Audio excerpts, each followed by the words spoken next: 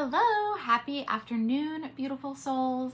Give me a shout out if you're joining me live. And if you're watching the replay, of course, let me know as well. Now, I'm kind of looking behind my phone because I'm live on my phone. And then, of course, on my desktop, I'm watching the live so I can see if anybody comments. I really wanted to come on live today and really talk about how postpartum depression, of all things, really actually led me back into myself and back into my passions. So see if you can relate. Yesterday, remember how I said that one Reiki session is not going to make a huge difference overall?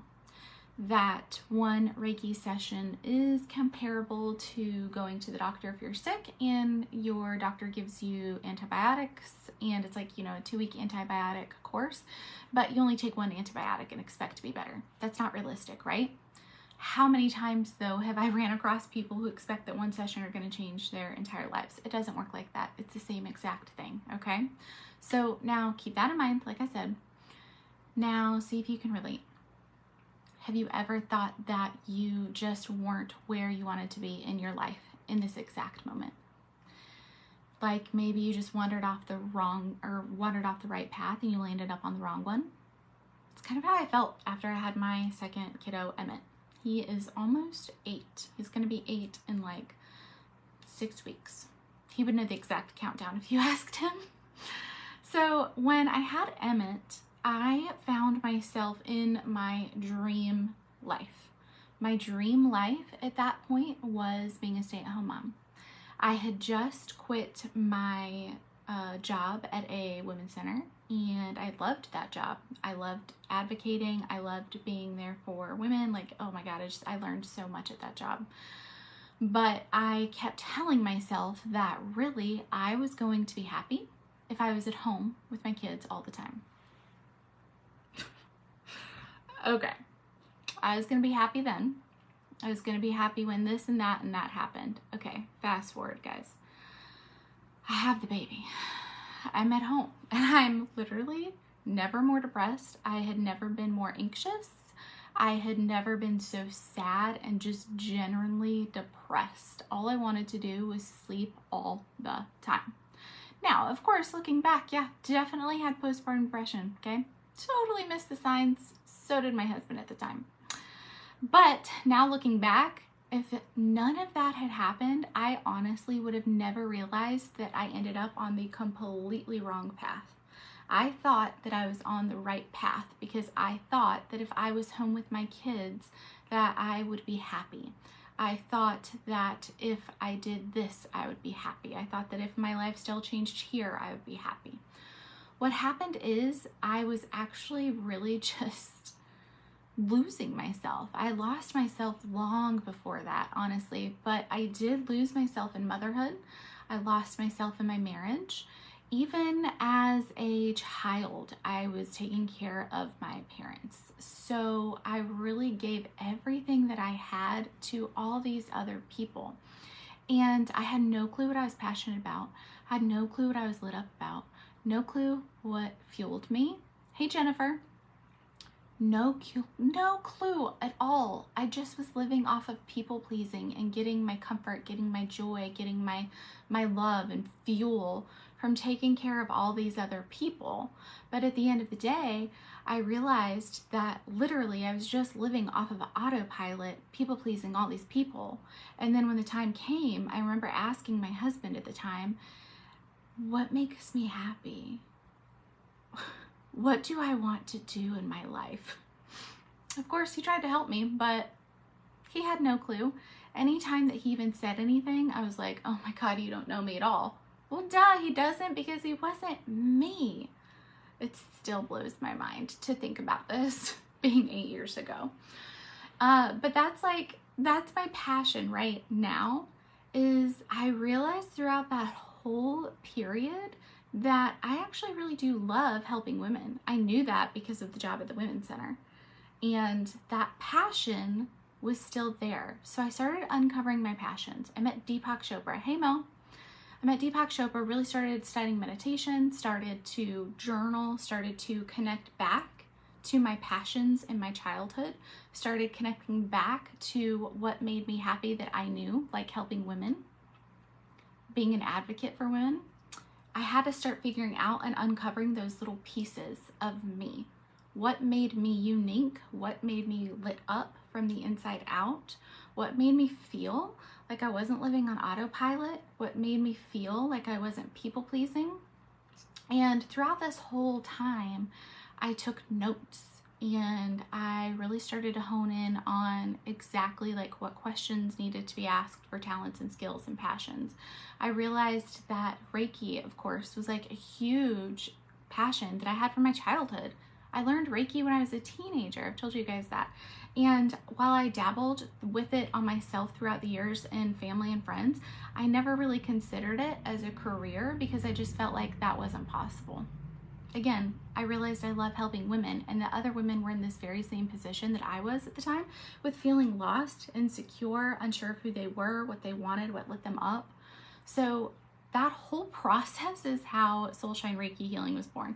Now, at the time, I called it Causey Coaching, which is why some of my stuff still says Causey Coaching, because that's a lot to change, and I don't really want to change a lot of that stuff.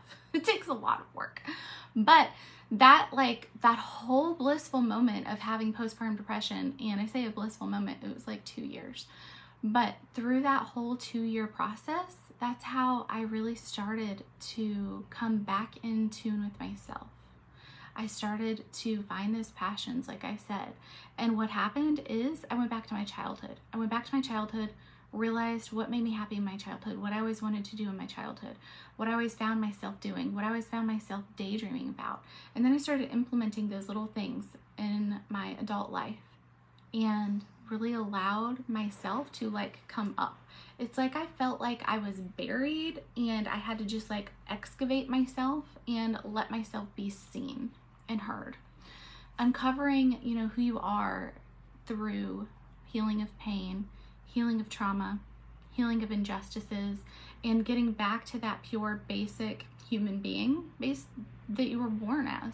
You know what I mean? Super loud truck driving by. Okay, I don't know if you could hear that. So going through all of that pain really helped me flip the script from my doubts to peace. It helped me flip the script from indecision to confidence. Helped me flip that script from fear to courage. It really allowed me to get back onto that path. Of doing what my soul found worthy. And, oh, thank you, Brandy. She said, whenever I tell my friends about you, I call you a Reiki goddess. I love this story. I can totally relate. Thank you. I feel so honored. It really sucks sometimes in those hard moments, but without those hard moments, I feel like there's just really not room for a huge transition. We always have to go through the darkness to find light, right? And we can always find the light. There's always a positive for a negative. And when I say like staying on your path, getting back into your path, navigating back towards your soul, that helps you fulfill your purpose, whatever your purpose is. That helps you fulfill your purpose, because really one purpose for everybody is to live the happiest and healthy life that they can, right? Like that's just like a blanket purpose for all of us.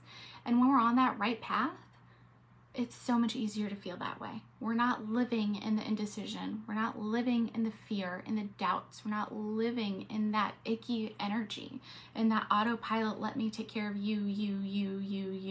Because at the end of the day, I was choosing to take care of all of these other people because I didn't want to take care of myself and I didn't want to do the inner work. I did not want to go through the pain. I didn't want to go through the trauma. I didn't want to have to repattern my brain. I really didn't want to. But you know what? Having postpartum depression, that was my rock bottom. Until my divorce, that was my second rock bottom. They're pretty even, actually, tied for number one rock bottom. But once I hit those rock bottoms, it's like I had no choice because I was totally ignoring healing myself. 100% had no choice but to step up and start shining my own light, right?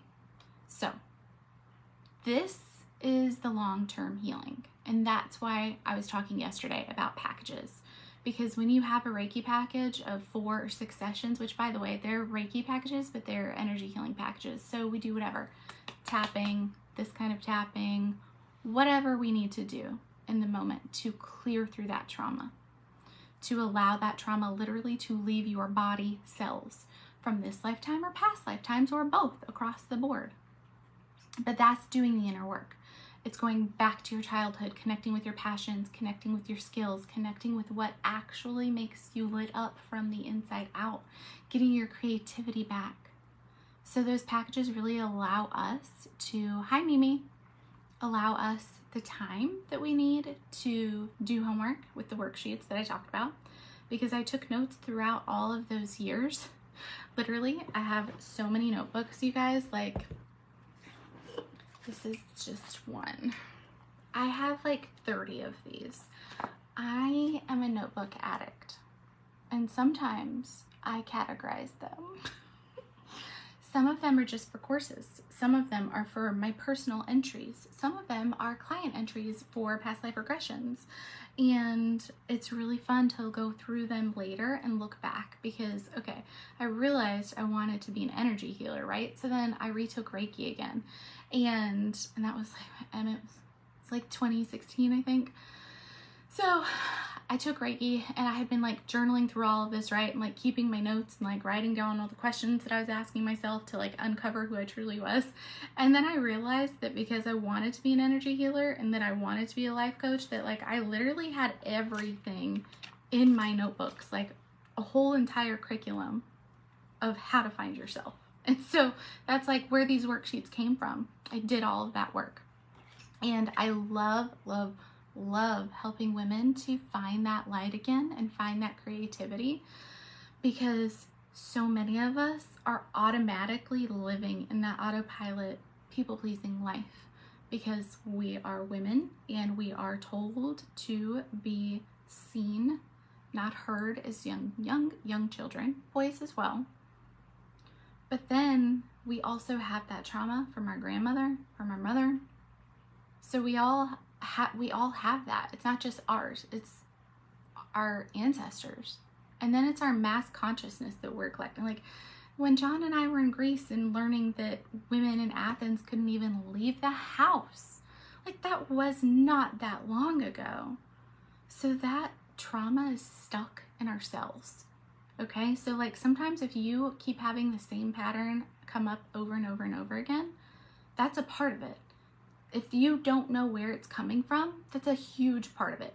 That's why I love past life regression, because we can easily get in there, see what that trauma is, clear it with Reiki, clear it with whatever energy healing tool, tapping, and then be done with it. And then you can move through whatever that original blockage was. So I think I've done enough rambling for now. I would also like to point out that I just figured out that I could zoom in on live videos. Isn't that so neat? I'm getting so much better with the technologies. All right, so there you go. There you have it. Oh my God, another thing. You all know how I have the Reiki, the Soulshine Reiki Mystery School. It's the membership. I talk about it all the time. It's $15 a month and you get a free an included distance healing session per week. It's about 10 minutes and I comment and let you know what I saw guide-wise. So I was thinking about it and talking with a friend today because I told her about the whole antibiotic story from yesterday, right? And I was like, this membership is like your vitamin that you have to take all the time. Like sometimes you're gonna get sick no matter what because we're humans and stuff just happens. But like if you take the vitamins, you know, it doesn't happen as often. I was like, that's what the Reiki membership is. This is how we talk to each other in our messages, Nancy and I. All right, I hope you guys are having a fabulous Thursday and that you're taking plenty of your Reiki vitamins. I will catch you later. I did post for live Reiki for Tuesday. Monday, not Tuesday.